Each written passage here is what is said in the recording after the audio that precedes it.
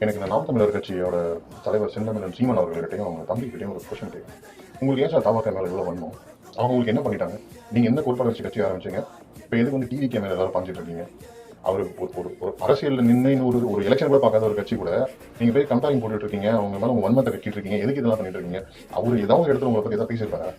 ஒரு பொதுக்கூட்டத்தில் கூட உங்களை தாக்கி ஒரு வார்த்தை பேசுறது கிடையாது. ஆனால் நீங்கள் ஃபுல் அண்ட் ஃபுல் அவரை மட்டுமே தான் அட்டாக் பண்ணிட்டு இருக்கீங்க. நீங்கள் மட்டும் இல்லை, உங்கள் சப்போர்ட்டர்ஸ் எல்லாருமே இவ்வளோ நாளாக டிஎம்கே அட்டாக் பண்ணிட்டு இருந்தீங்க அவர் வரதுக்கு முன்னாடி. பட் அவர் வந்ததுக்கப்புறம் ஃபுல் அண்ட் ஃபுல் டிவிகே கட்சி மட்டுமே தான் அட்டாக் பண்ணிட்டு இருக்கீங்க. எனக்கு உங்கள் பிரச்சனை புரியுது. ஏன்னா உங்களுடைய ஓட்டு வங்கி சுத்தமாக காலியாக போகுது 2026 அதுவும் விஜய் கட்சினால. ஏன்னா இன்ஃபேக்ட் நானே உங்களுக்கு ஒரு எலெக்ஷனில் ஓட்டு போட்டிருக்கேன். சத்தியமாக நான் ஃபீல் பண்ணுறேன், நான் ஏன் அதை அப்படி பண்ணேன் அப்படின்னு சொல்லிட்டு. சரிங்களா?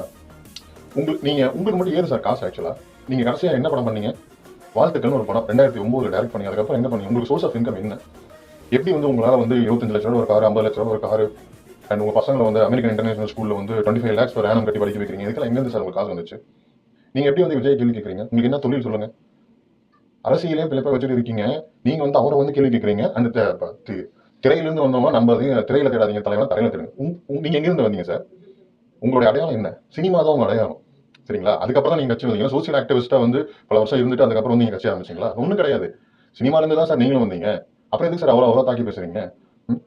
நீங்கள் வந்து ஒரு பிரபாகரனை பார்க்க போன வந்து ஒரு 10 நிமிஷத்தை வச்சு இன்னைக்கு வந்து ஒரு கட்சி ஆரம்பிச்சு இத்தனை வருஷமா தமிழ்நாட்டில் நடத்திட்டு இருக்கீங்க. திருநெல்வேலி அப்படின்ட்டு நல்லா ரன் பண்ணிட்டு இருக்கீங்க.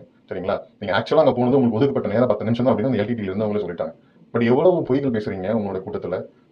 கெட்ட வார்த்தை பேசுறீங்க, பண்ணின்னு திட்டுறீங்க, செத்தவங்களை பார்த்து விக்டிம்ஸை பார்த்து நீ சாக வேண்டிய வந்தான்னு சொல்றீங்க, கூட்டத்திலேருந்து கீழே இறங்கி வந்து அடிக்கிறீங்க மக்களை, அங்கே ஏதாவது பேசினவங்கள. உங்களுக்கு ஒரு தலைவனாக இருக்க என்ன தகுதி இருக்கு?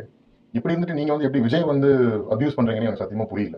உங்களோட எதிரி திராவிட கட்சிகள் தான் அப்படின்ட்டு நீங்க வந்துட்டு இன்னைக்கு அப்படியே உங்களோட கோட்பாடை மாத்திட்டு ஃபுல் அண்ட் ஃபுல்லா விஜய் மட்டும் அட்டாக் பண்ணிட்டு இருக்கீங்க. சரிங்களா?